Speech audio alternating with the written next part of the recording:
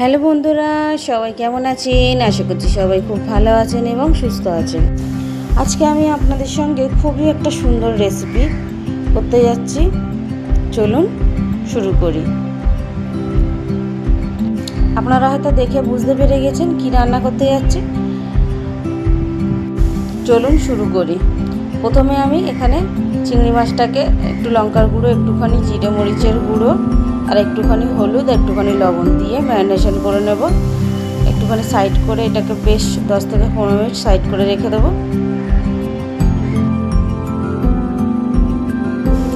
হাত দিয়ে ভালোভাবে এটাকে মাখিয়ে নেব, নিয়ে একটুখানি সাইড করে দেব।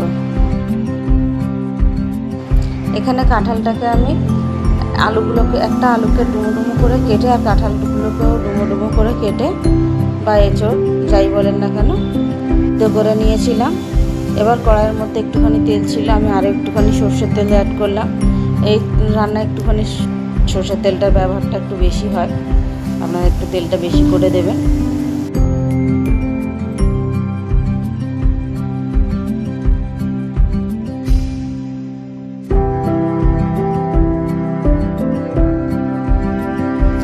এখানে আমি একটা কাঁচা লঙ্কা ফোড়ন দিয়েছি। এবার ওর মধ্যে কেটে রাখা পেঁয়াজগুলোকেও দিয়ে দেব, দিয়ে একটুখানি হালকা লাল করে নেব।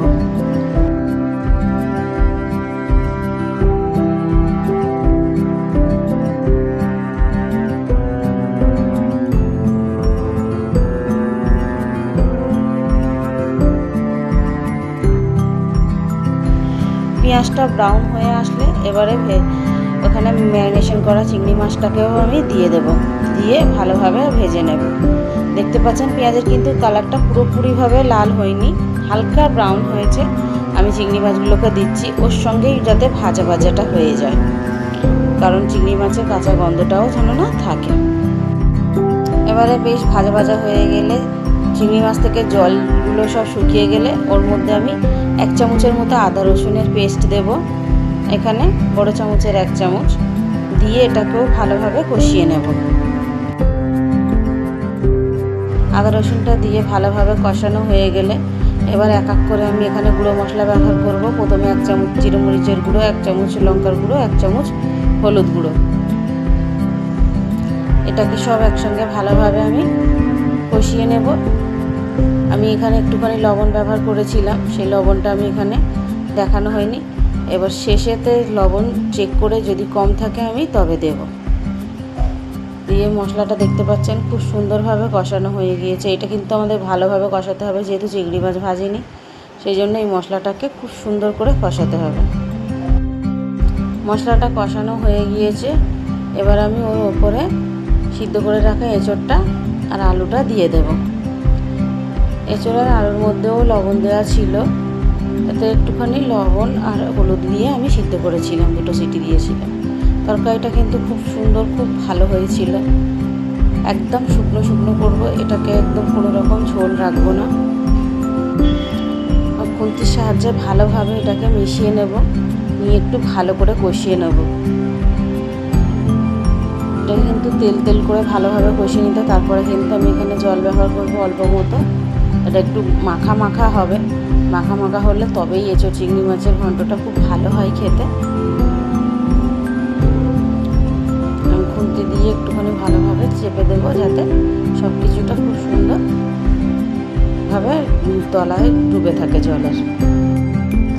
আমার চ্যানেলটিতে নতুন হয়ে থাকলে এবং আমার রান্নাগুলো ভালো লেগে থাকলে অবশ্যই আমার চ্যানেলটিকে সাবস্ক্রাইব করবেন আর আমার পাশে থাকবেন। বেল আইকনটি প্রেস করে লাইক আর কমেন্ট করতে কিন্তু ভুলবেন না। আমি খুন্তি দিয়ে একটু একটু করে ঘেটে দিচ্ছিলাম বা আলুগুলোকে চেপে চেপে দেখছিলাম ভালোভাবে সিদ্ধ হয়েছিল কিনা। তবে সব সিদ্ধ হয়ে গেছে। এটাকে যখন একদম ঝোলটা মরে যাবে, আমি দেখতে পাচ্ছি না, আর একটুখানি লবণ দিচ্ছিলাম। যখন ঝোলটা একদম শুকিয়ে যাবে তখন কিন্তু খুব সুন্দর জিনিসটা মাখা মাখা হয়ে যাবে। আপনারা যেটা সামনে দেখলেন বা প্রথমেই দেখলেন, ওরকম কিন্তু শেষেতে এরকমভাবেই হয়েছিল। আমি এখানে একটুখানি লবণ ব্যবহার করেছিলাম, একটুখানি লবণ কম ছিল তাই আমি লবণ ব্যবহার করেছিলাম। এবার এটাকে চাপা দিয়ে বেশ মাখা মাখা হওয়া পর্যন্ত অপেক্ষা করব। এবার দেখতে পাচ্ছেন কত সুন্দর মাখা মাখা হয়ে গিয়েছে। আমি কিন্তু একবার দেখেছিলাম ঢাকাটা খুলে। তো আপনাদের কেমন লাগলো এই যে চিংড়ি রেসিপি আমাকে অবশ্যই